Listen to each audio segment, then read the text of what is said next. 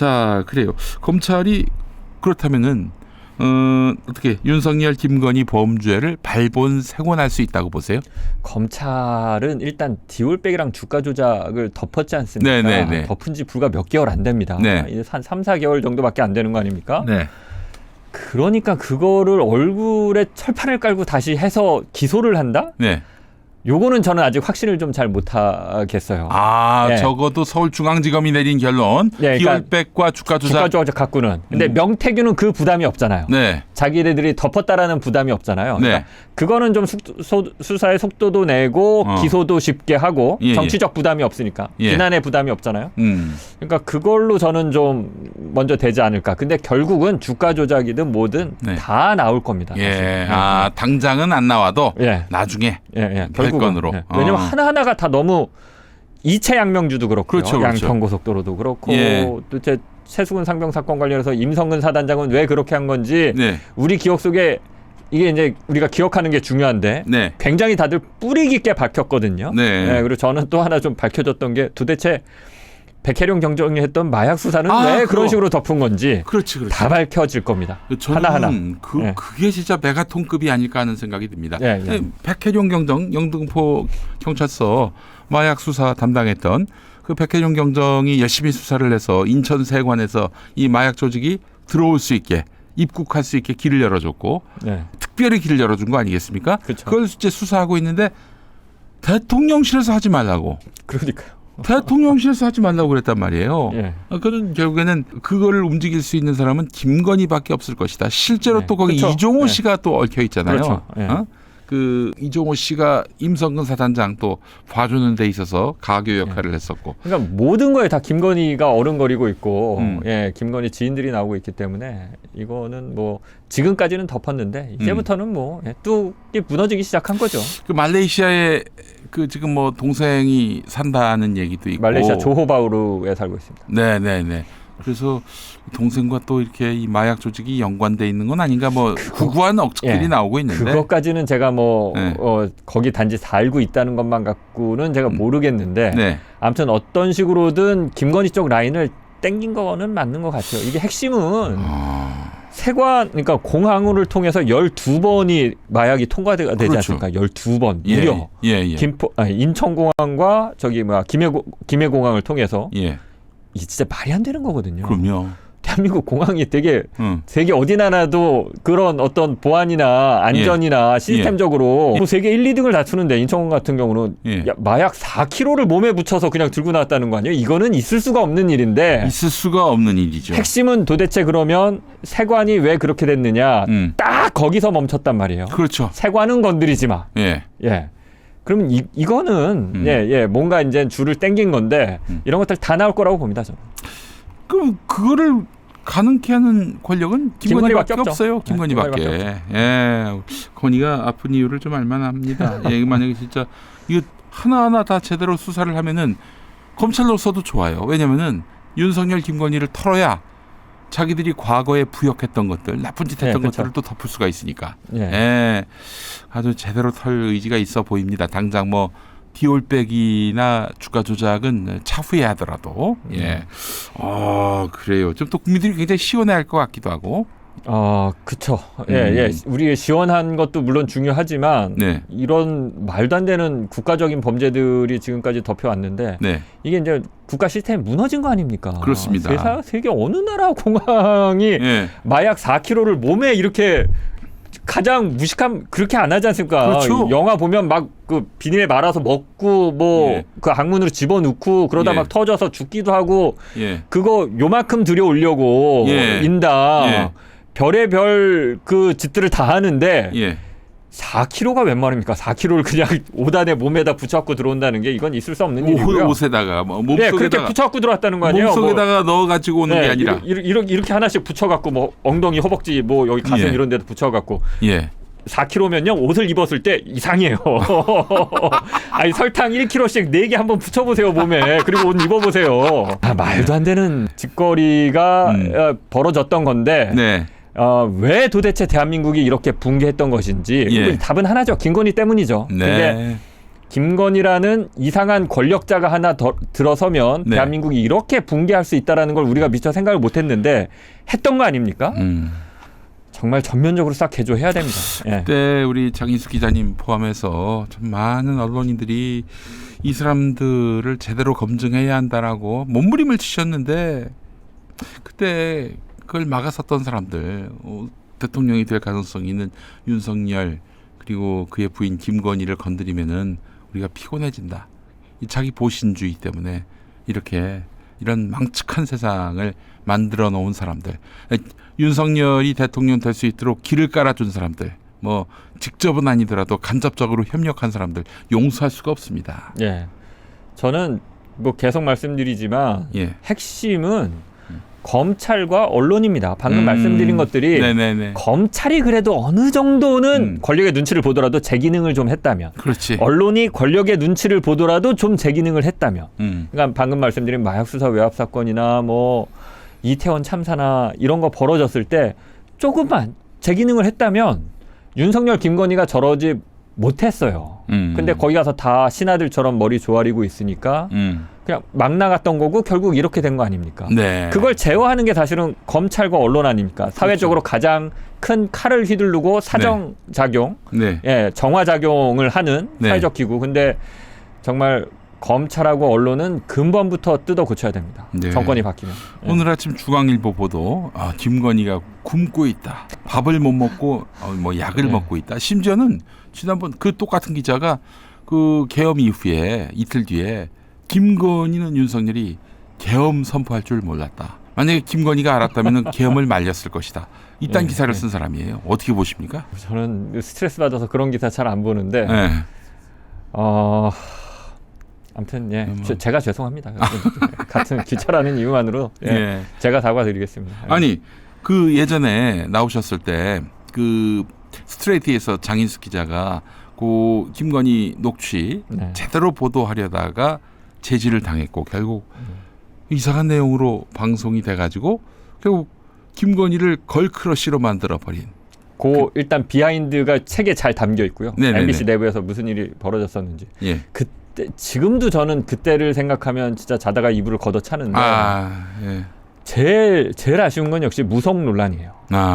그것과 관련해서 있었는데 그게 거기 방송이 보면, 못 됐어요. 그렇죠. 예, 7시간 녹취록을 들어보면 김건희가 끊임없이 무속에 관해서 얘기합니다. 이상하게 무속에 관해서 계속 집착을 해요. 그렇지. 그러면 되게 이상했는데 그때 저도 그래서 이거를 방송하자고 발제를 했었는데 좀 더 치열하게 싸웠어야 되는데 네. 그때까지만 해도 기자들이 좀 나이브했던 거죠. 아니 뭐 검사들 와이프 뭐 점집 가서 점 보는 건 뭐 다 그러지 뭐 정치인들 와이프 뭐 고위 관료들 와이프 검사들 와이프 뭐 그런 정도가 아니잖아 지금. 그게 아니었는데 네. 그리고 김건희는 워낙 이상한 캐릭터고 윤석열을 지배하는 듯한 그런 사람이었고 그래서 굉장히 지금도 그 부분이 가장 뼈 아프고 그런 부분을 잘 보도했다라면 그 대선 결과가 좀 바뀌었을 수도 있지 않을까. 0.73% 포인트 그러니까, 격차인데요. 그 포인트 격차를 보니까. 예.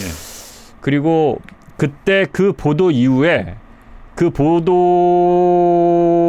윤석열 지지율이 올라갑니다. 1월 17일 날 제가 보도하거든요. 예. 한 며칠 전부터 상승세가 타긴 했는데 예. 보도하고 나서 윤석열 지지율이 올라가고 이재명 당시 후보 지지율이 꺾여요.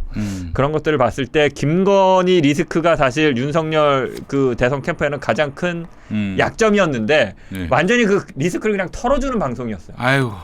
예. 아니 그 당시에 그렇게 제대로 된 보도를 막았던 분은 지금 뭐 하고 계십니까? MBC에서 아직 계신가요? 이게 이제 그냥 여기까지 솔직하게 말씀드리겠습니다. 그런 네. 분들은 잘 나갑니다. 정권과 어느 상관없이. 때든지 잘 나가요. 정권과 상관없이 잘 나갑니다. 네. 근데 요즘에 그 이번 탄핵 국면에서 아니 그 이전부터 MBC가 거의 유일하게 정권과 맞섰고요. 정말 선명한 비판 기조를 이어오고 있는데 그런 분들이 있으면은 좀 그런 MBC의 보도가 가능했을까 하는 그런 생각도 들면서도 MBC 일선 그 기자들은 굉장히 열심히 윤석열과 들이받았고요. 예. 다만 좀 하나 아쉬운 거는 그러니까 네. MBC 아쉽다는 게 아니라 제가 보면서 좀 마음이 아픈 게 MBC가 네. 참 열심히 했는데 정보가 MBC로 안 가는 게 눈에 보여요. 예. 이 와중에도 예. 그 관이나 검찰에서 나오는 수사기관에서 나오는 정보는 SBS나 JTBC로 갑니다.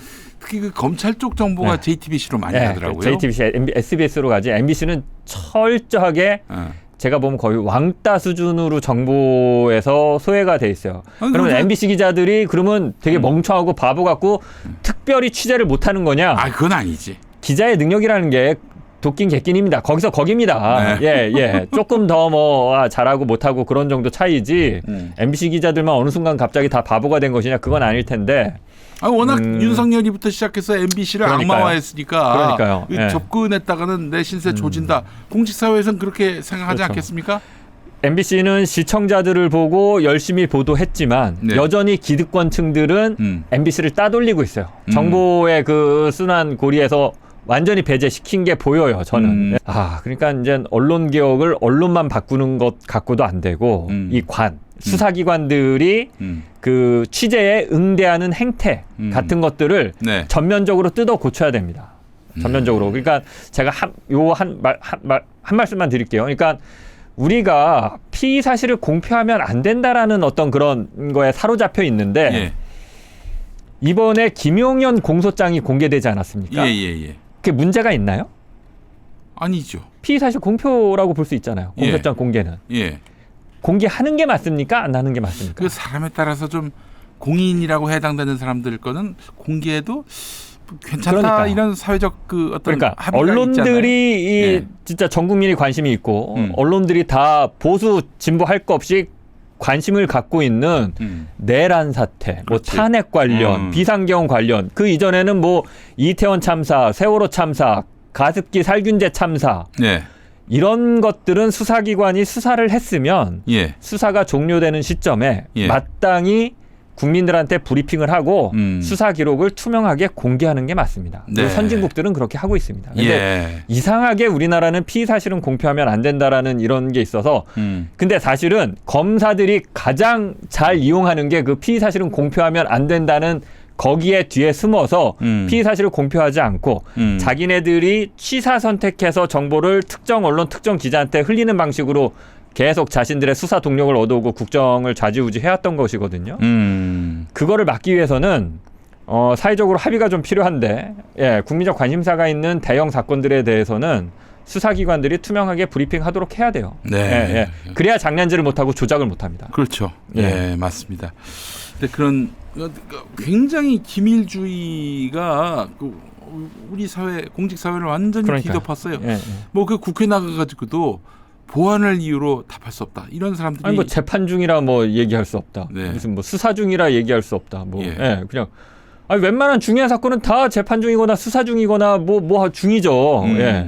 그러니까 다 그런 식으로 정보를 다 숨기고 이게 갈수록 정보가 공개가 안 되고 있거든요. 네. 예전에 인사청문회 자료는 기자들끼리 돌려보는 게 너무나 당연한 관행이었습니다. 그렇죠. 공직자니까. 예. 근데 MBC 임현주 기자는 그거 돌려봤다라고 압수수색을 당한 거거든요. 한동훈 인사청문회 자료를. 그러니까 지금 후퇴하고 있어요. 그러니까 이런 취재 관행. 그러니까 기자들만 언론사만 욕할 게 아니라 정부도 어떤 식으로 자신들이 갖고 있는 정보를 언론사나 기자들에게 투명하게 리리스할 것인가. 어디까지 공개하고 그렇지. 어디까지는 공개하면 안 될 것인가를 사실은 전면적으로 이 검토를 하면서 언론개혁을 같이 얘기해야지 설득력이 어찌 그냥 기자나 언론사만 때려잡을래 언론개혁도 그러면 저 같은 기자도 당장 저러다가 저거 악용되면 보수 정권이 잡았을 때 저 제도는 악용되면 언론 탄압이 될 수 있는데 그렇지. 이렇게 갈 수 있거든요. 네. 그러니까 이제부터 정말 어려운 싸움이고 검찰개혁 언론개혁 하려고 그러면 중지를 좀 모아야 됩니다. 우리는. 네, 알겠습니다. 자, 뭐 MBC가 굉장히 제약된 상황에서 참 열심히 했습니다. 그 참 그 쉽지 않은데 그 MBC 정도는 뭐 거의 대기업 수준인데. 근데 제가 일단 안영준 사장부터 그다음 보도본부장, 보도국장 제가 다 이제 아는 분들일 거 아닙니까? 다 이제 스킨십도 있었던 분들이고. 진짜 이제 사람이 중요해요. MBC도. 네. 야, 이진숙도 MBC 사람이고요. 그러네요. 김재철도 MBC 사람이고요. 김장겸도 MBC 사람이고요. 그렇지. 김은혜도 MBC 출신이고요. 예. 배현진도 MBC 출신이고요. 예. 어떤 사람이 최재혁도. 예, 그렇죠. 예. 예. 중요 보직에 가 있느냐, 네. 결정권자냐, 이게 네. 굉장히 중요한데 네. 지금 저는 그러니까 보입니다. 그냥 네. 이렇게 할 줄 알았어요. 예. 아니 근데 사장 하나만 저 외풍을 두려워해가지고 야 좀 살살하자. 어? 혹은 지난번 스트레이트 때처럼 그 중간 간부가 장인수 기자님한테 이거 보도하면 안 돼라고 이렇게 나온다거나 그랬을 경우 얼마든지 망가질 수 있었는데 그 바이든 날리면 때문이었나요? MBC는 뭐 진짜 명태균 그 이전부터 아주 결기 있게 정권과 맞섰습니다. 예, 네, 그래서 네. 좀 가장 이상적인 그런 언론의 모습을 보여준 게 아닌가 싶은데. 근데 이게 이제 정보의 쏠림이 SBS나 JTBC로 많이 가다 보니까 조금 뭐라 그럴까 MBC를 정보를 가지고 있으신 분들도 두려워하는 것 같은데 두려워하시는 것 같은데 네. 그러실 필요 없고요. 예. 정 뭐 하시면 제 번호 공개돼 있으니까 저한테 주시면 제가 MBC에 믿을 만한 기자들로 제가 중간에서 욕심 안 내고 할 수 있거든요. 좀 그 뭐 검사들이나 고위 관료들은 그렇다 치고 지금 뭐 경호처의 어떤 경호관들이나 이런 분들도 MBC 기자들 직접 컨택하는 거는 좀 꺼려하시는 것 같은데 안 그러셔도 됩니다. 정 못 믿겠으면 저한테 연락 주세요. 장인수 기자한테 연락 주면 또 저는 제보자는 철저하게 보호합니다. 또 좋은 게 뭐냐면은 그 옥석을 가릴 줄 알잖아요. MBC 내부에 이 사람한테 가면 이거 틀림없이 보도한다.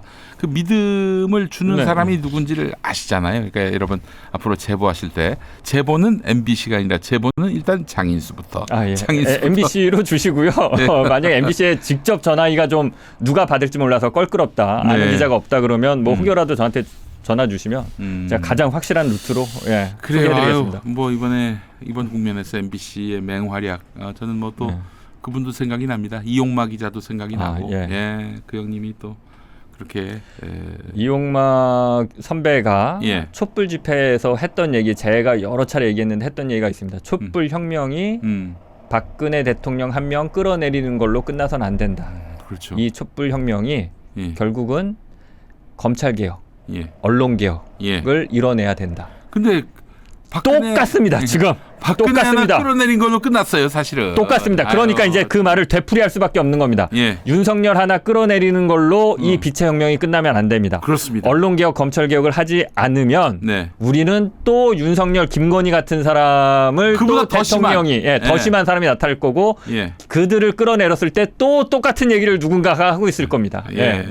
아니요, 사실은 그 윤석열, 김건희를 보면은 박근혜는 순한 맛이었다 이런 생각이 들 정도예요. 박근혜는 도대체 우리가 왜 탄핵한 건지 탄핵 이유도 잘 생각이 안 납니다. 진짜 김건희 보고 있으면 그 국정문서를 최순실이가 받아봤다고 그걸로 탄핵을 시킨 건데 지금 그게 억울하겠어. 그게 지금 밝혀졌으면 단신이지 않았을까요? 단신도 안 나와. 아니 무슨 주가 조작도 그렇게 넘어가고 말이죠. 알겠습니다. 아유 정말 참.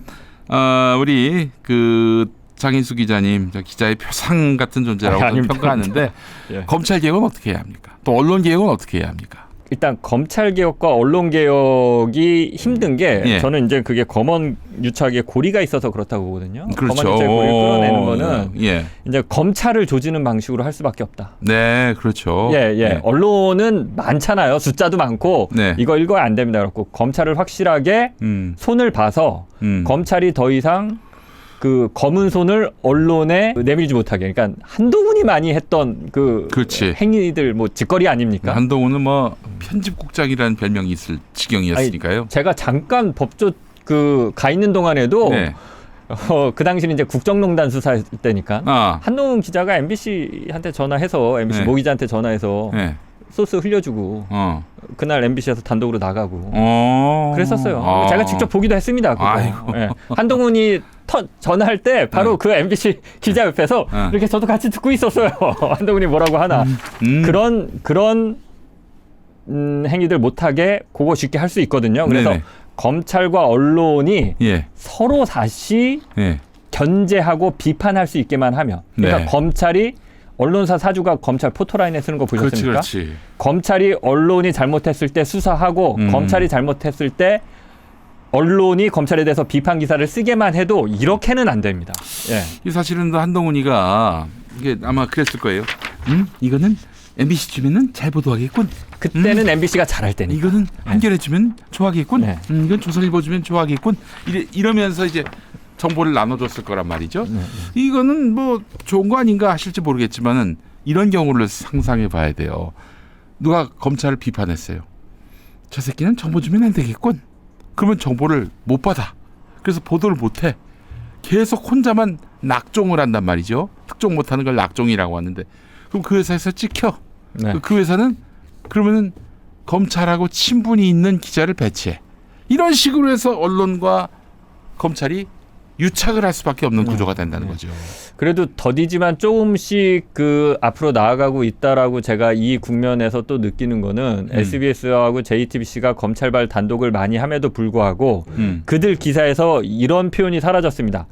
검찰 관계자는 SBS 취재진에게 말했습니다. 아 이렇게 그 표현이 사라졌습니다. 사라졌어요. 그러니까 자기네들도 이제 좀 그 의식하는 것 같아요. 검찰 관계자 이렇게 딱 얘기를 하면 비판받는다는 걸 의식하고 검찰 관계자를 어떤 식으로든 잘 표현을 안 하려고 그래요. 이게 검찰 소스다라는 거라고 요새 기사 보기가 좀 힘든 게 아니 이제 첫 번째 리드 문장 나오고 두 번째 문장이나 한 세 번째 문장 중에서 이제 누구를 취재한 건지 그 소스를 밝히잖아요. 보통 기자가 그렇죠. 예. 어디에 따르면 검찰 관계자의 뭐 전원에 따르면 뭐 누가 얘기해 준 거에 따르면 뭐 이런 식으로 나오잖아요.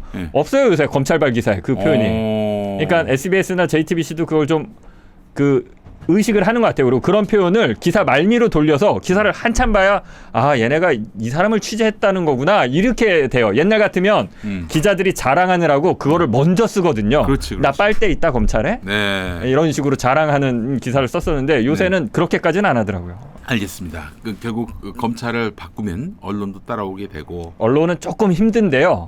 언론은 힘든데 아무튼 그 방대한 걸 여기서 다 말씀드릴 수는 없고 이제 책에 나와 있습니다, 여러분. 김영민 목사님 같은 분들이 언론 개혁과 관련해서는 이제 앞으로 좀 목소리를 내셔야 되는 게 정말 지난번에도 말씀드렸는데 제가 봤을 때는 웬만한 전문가 못지 않은 그 언론 전문가가 김용민 목사님 이사장님이다라고 봅니다. 굉장히 정확한 부분들, 지점들, 제도적인 부분들을 그런 얘기 이게 이제 남들이 잘 안 하는데 그래도 꾸준히 해오신 거 제가 이제 다 보고 듣고 되게 특이한 분이다라고 생각했었는데 진짜 전문가세요. 예. 제가 초등학교 때부터 신문을 봐가지고 활자만 봐도 이게 어느 신문인지 알 정도입니다. 제목만 봐도 이 도대체 무슨 의도인가 이 사람들의 현재 스탠스는 무엇인가를 알 지경이니 얘는 거의 신선이 된 게 아닌가라고 저는 그렇게 자랑하지 않습니다.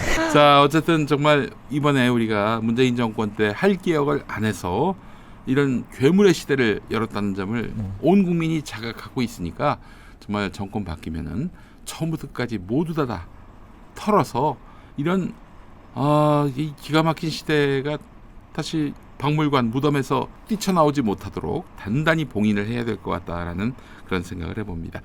지금 취재하시는 거 뭐 또 있으세요? 이게 취재는 이미 다 해놨고 이제 보도 날짜를 잡고 있다가 이제 12산 내람 터지면서 쭉 밀렸는데 사실 12월 3일 날 제가 뭘 보도했었냐면 김건희 이모랑 고모랑 통화 내용을 보도를 했어요. 12월 3일 날. 실제 그래서 김건희가 이 보도 때문에 빡쳐가지고 계엄 선포하라고 했다는 그런 썰도 있었습니다, 실제로. 근데 지금 돌이켜 보면 그랬을 것 같진 않고, 근데 거기서도 그냥 단지 재미로만 하는 게 아니라 고모가 2억 7천만 원인가를 유튜버들 관리하는데 썼다. 거마비 김혜섭, 김혜섭 목사가 고모죠, 김건희의. 정치자금법 위반이죠. 그렇죠. 정치자금법 위반이죠. 사실 이런 거 다 수사해야 되거든요. 김건희랑 관련이 있는지, 김건희 최은순으로부터 지시를 받은 건지, 상의를 한 건지. 그러면 김건희, 최은순까지 다 처벌받는 거잖아요. 그렇죠. 그런 건 이제 하나도 안 하고 있는 건데 그것과 비슷하진 않고 아무튼 그 보도부터 해서 사실은 이제 시리즈로 하려고 좀 준비를 해놨었는데 그게 밀렸는데 일단 그거부터 좀 하려고 합니다. 다음 거는 뭐냐면 설 연휴 끝나면 하려고 하는데 지난 대선 과정에서 김건희 측근이라는 사람들이 강남의 룸사롱을 열심히 다녀요. 룸사롱에서 벌어졌던 아주 재밌는 일들이 있습니다. 아, 그래요. 김건희 측근들. 예, 예. 이름만 대면 알만한 측근들입니까? 건진 처남? 알겠습니다. 무시 못할 분들의 건진이 윤석열 김건희 부부에게 어떤 영향을 미쳤는지도 여러분 주목하셔야 됩니다. 네, 알겠습니다. 장인수 기자님 더욱 파이팅 하시고요. 저희는 또 다음에 또 뵙도록 하겠습니다. 오늘 귀한 시간 내주셔서 감사합니다. 예, 감사합니다.